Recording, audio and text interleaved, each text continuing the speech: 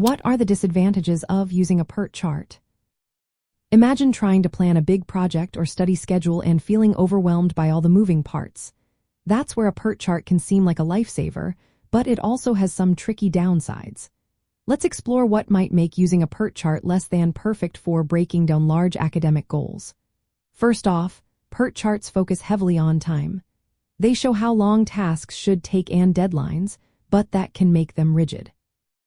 If unexpected things happen, like a sudden change in your schedule or new assignments, adjusting the chart can be a hassle.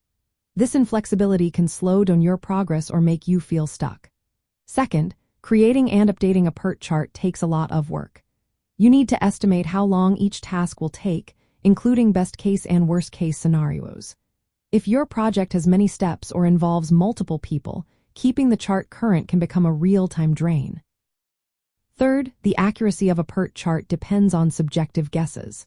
The estimates are based on opinions from those involved, which might not always be reliable. If someone overestimates or underestimates task durations, your entire timeline could be off. This can lead to missed deadlines or unnecessary stress.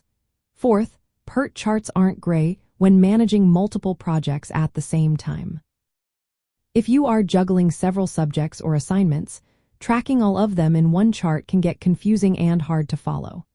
It's easy to lose track of dependencies or deadlines across different projects.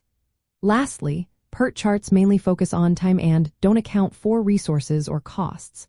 When studying or working on big projects, you also need to consider how much time, money, or effort each task requires. Without that info, your plan might look good on paper but be impossible to carry out in real life. So, while PERT charts can help break down big goals into smaller steps, they do have limitations.